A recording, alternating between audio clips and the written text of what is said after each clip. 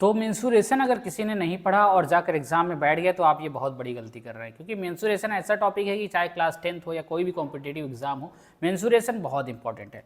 तो बिना time waste किए स्टार्ट करते हैं। मेरा नाम है मोहम्मद आतिफ खान और आप देख रहे हैं मैथ लैब चैनल। चैनल पर नए हो तो चैनल को सब्सक्राइब कर लें। तो देखिए क्यूब और कुछ फॉर्मूले लिखे हैं, क्यूब के क्यूबॉइड के कुछ फॉर्मूले लिखे हैं। तो आप लोग इन फॉर्मूले को जैसे 10th क्लास पढ़ के आए हैं तो ये फॉर्मूले से फेमिलियर होंगे। क्यूब क्या होता है, क्यूबॉइड क्या होता है, टोटल सरफेस एरिया क्या होता है, कर्व सरफेस एरिया क्या होता है, ये सब आप लोग को पता होगा। देखिए ये क्यूब था और ये आप देखिए क्यूबॉइड है।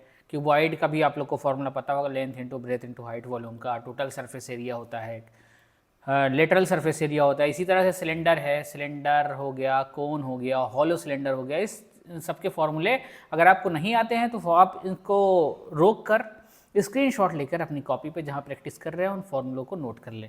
ठीक, कोन का है, फिर देखिए स्फीयर का आ गया, हेमीस्फीयर का आ गया। सब क्या होता है हेमीस्फीयर, और ये हम लोग जैसे जैसे क्वेश्चन हम लोग सीखेंगे और हम लोग देखते जाएंगे। तो चलिए पहला क्वेश्चन आप लोग इन फॉर्मूलों को नोट कर लें। पहला क्वेश्चन स्टार्ट करते हैं। पहला क्वेश्चन है the edge of a cube is 6 centimetre and then the distance between the centre of two adjacent faces. देखिए ये ऐसा क्वेश्चन है, एमयू जामिया में ऐसे क्वेश्चन पूछे जाते हैं कि अगर आपको पूरा कॉन्सेप्ट आता है, पूरे फॉर्मूले आते हैं, तब भी ऐसे ऐसे क्वेश्चन हैं कि फॉर्मूला आने के बाद भी आप इसको टैकल नहीं कर पाएंगे अगर आपने डीप स्टडी नहीं की होगी तो चलिए देखते हैं कैसे सॉल्व होगा, क्या कहना चाह रहा है ये क्वेश्चन, हम लोग इसको देखते हैं। ठीक, तो the edge of a cube is 6 centimetre, ठीक है, अच्छी बात है। And then the distance between the centres of two adjacent faces.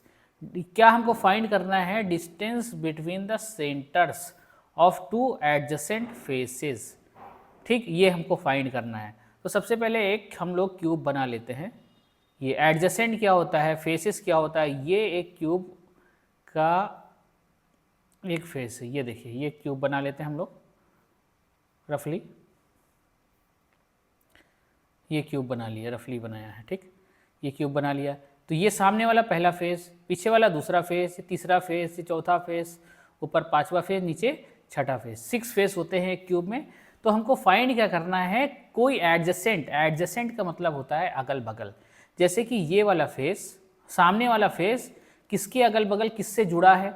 नीचे वाले से जुड़ा है, ये वाले से जुड़ा है, ये सामने वाला फेस इससे जुड़ा है। लेकिन सामने वाला फेस सबसे पीछे वाले फेस से नहीं जुड़ा है। तो सामने वाला और पीछे वाला एडजेसेंट नहीं हुआ। एडजेसेंट मतलब अगल बगल, पड़ोसी।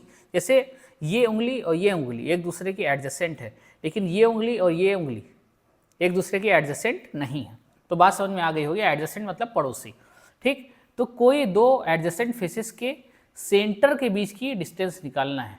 तो मान लीजिए ये पीछे वाला ले लेते हैं, चलिए ठीक, ये फेस ले लेते हैं हम और एक बढ़िया आपको बना के दिखाते हैं। ये देखिए एक फेस ये ले लिया, एकदम डीप आपको समझ में आ जाएगा, और एक फेस ये ले लिया। ठीक, 2 फेस ले लिया। अब इस फेस का सेंटर यहाँ पर होगा और इस फेस का सेंटर यहाँ पर होगा। ठीक, तो इन दोनों के बीच की डिस्टेंस हमको फाइंड करना है। आप इसको 3D में आपको सोचना ही पड़ेगा और कोई आपके पास ऑप्शन ही नहीं है, आपको 3D में सोचना पड़ेगा। ये देखिए ये लेंथ हमको फाइंड करनी है, तो ये लेंथ और ये लेंथ हमको पता होनी चाहिए। ठीक, तो पूरी जो साइड है क्यूब की वो कितनी है? 6 सेंटीमीटर। तो सेंटर में है, ये कितना हो जाएगा? 3 सेंटीमीटर। और ये पूरा 6 है तो सेंटर में कितना हो जाएगा? 3 सेंटीमीटर। और हमको ये फाइंड करना है। और जाहिर सी बात है ये कितना डिग्री होगा? 90 डिग्री, क्योंकि 2 फेस एक दूसरे से 90 डिग्री पर ऐसे जुड़े रहते हैं, 90 डिग्री पर। ठीक, तो 90 डिग्री है, एक सिंपल सा राइट एंगल ट्रायंगल बन गया। ये है 3 सेंटीमीटर, ये है 3 सेंटीमीटर, ये फाइंड करना है। तो पाइथागोरस का इस्तेमाल, हाइपोटेनस फाइंड करना। Hypotenuse equal to under root base का स्क्वायर प्लस परपेंडिकुलर का स्क्वायर। तो क्या हो जाएगा? 3 का स्क्वायर 9 प्लस 3 का स्क्वायर 9, कितना हो गया?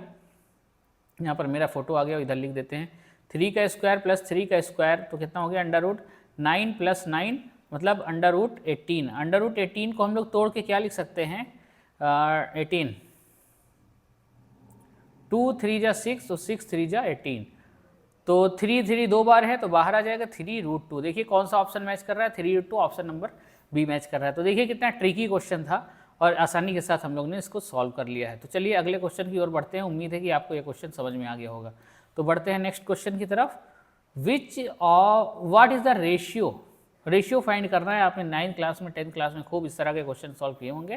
What is the ratio of volume of cube two that of A sphere which will fit inside the cube. हाँ, तो एक क्यूब के अंदर सबसे पहले एक क्यूब बना लेते हैं। मान लीजिए ये एक क्यूब है जो सामने से ऐसा दिख रहा है, सामने से डिब्बा है।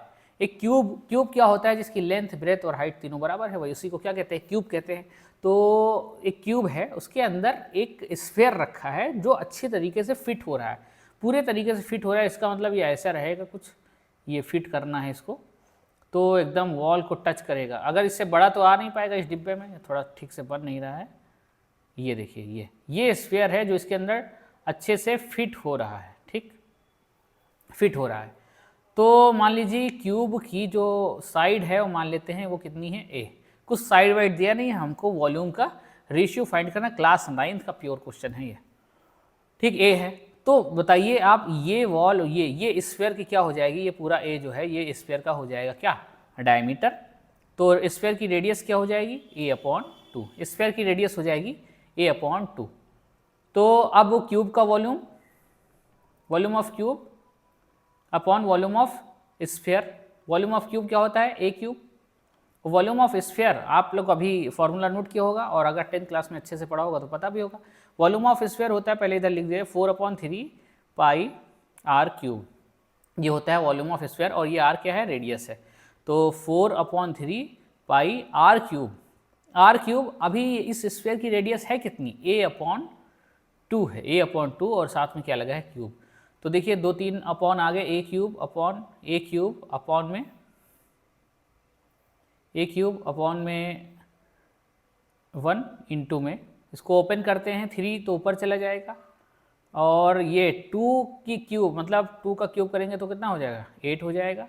अपॉन में क्या बचेगा, 4 पाई और a का क्यूब, 4 पाई a क्यूब, ये बचेगा। तो a क्यूब कैंसिल हो गया, 4 1 जा 4, 4 2 जा 8, तो कितना बचा, 3 2 जा 6 रेशियो, नीचे क्या बचा, सिर्फ पाई बचा, 6:पाई बचा। देखिए option number B is correct. तो किस तरह से हम लोग सॉल्व कर रहे हैं क्वेश्चन, आपको समझ में आ रहा होगा कि कैसे इसके अंदर फिट हुआ, तो कैसे ही क्यूब की साइड उसकी स्फीयर की डायमीटर बन गई, और डायमीटर पता चल गया तो समझिए रेडियस पता चल गया, रेडियस पता चल गया मतलब स्फीयर का वॉल्यूम पता चल गया।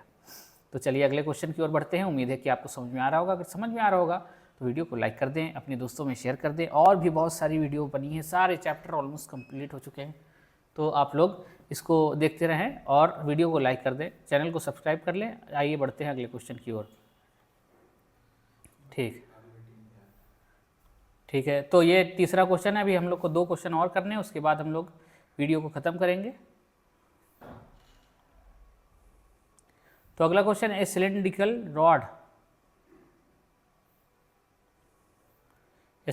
Rod of lead whose height is double of its diameter, the number of balls made with the same radius। ये क्वेश्चन है, ट्रिकी क्वेश्चन है, लेकिन 9th क्लास में आपने किया होगा। अगर किसी चीज़ को मेल्ट किया जाता है, किसी दूसरा चीज़ बना दिया जाता है, मान लीजिए स्फीयर को मेल्ट करके कोन बना दिया गया, तो जो स्फीयर का वॉल्यूम रहेगा वो इक्वल होगा किसके, कोन के वॉल्यूम के। ये आपको कॉन्सेप्ट पता होना चाहिए। तो एक सिलेंड्रिकल रॉड है, ये मान लीजिए ये एक सिलेंड्रिकल रॉड है, ठीक, ये whose height is double of its diameter। चलिए मान लीजिए इसका डायमीटर है x, एग्जाम्पल के लिए, नहीं पता है तो क्या x, और उसकी हाइट डबल है किसके, डायमीटर के, तो हाइट हो जाएगी कितना, 2x। बड़ी सिंपल बात, whose height is double of its diameter। तो अगर डायमीटर है x तो उसकी हाइट कितनी हो जाएगी, 2x। अब क्या कहते हैं, the number of balls made with the same radius. अच्छा, इसका डायमीटर है x तो इसकी रेडियस हो जाएगी कितनी, x/2। ठीक है, सिंपल है। तो सिलेंडर का सबसे पहले वॉल्यूम निकालने की हमारे पास टोटल वॉल्यूम है कितना, टोटल वॉल्यूम क्या है कितना, तो टोटल वॉल्यूम क्या है, सिलेंडर का वॉल्यूम होता है πr²h। तो ये है volume of cylinder, πr², πr²। Radius अभी कितनी है, डायमीटर है x तो रेडियस कितनी हो जाएगी, x/2 πr², और हाइट कितनी है अभी सिलेंडर की, 2x। ये हो जाएगा टोटल वॉल्यूम। अभी ये सॉल्व करते हैं इसको, πx² इंटू 2x/2, तो 2 से 2 कैंसिल हो गया, कितना आ गया, और x की पावर 3। ये आ गया पूरे वॉल्यूम ऑफ जो हमारे पास रॉड है। अब उस रॉड को पिघलाकर बॉल बनाना है और बॉल की रेडियस कितनी रखनी है, जितनी इसकी रेडियस थी रॉड की। तो सबसे पहले एक बॉल का वॉल्यूम हम लोग निकाल लेते हैं, वॉल्यूम ऑफ वन बॉल। तो बॉल होगी तो स्फीयर का शेप लेगा 4/3 पाई आर क्यूब, और आर है कितना रेडियस, x/2 का क्यूब।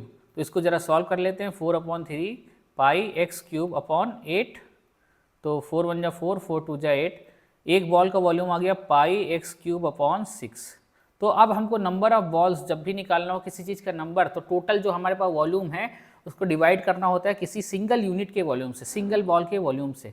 तो नंबर ऑफ बॉल्स हम निकालें, नंबर ऑफ बॉल्स, तो टोटल वॉल्यूम है कितना हमारे पास 4x³ है, जो पूरे लेड रॉड का हमारे पास लेड, रॉड ऑफ लेड लिखा है ना क्वेश्चन में, सिलेंड्रिकल, ये टोटल वॉल्यूम है। अपॉन वन बॉल का वॉल्यूम कितना आया है, पाई x³/6।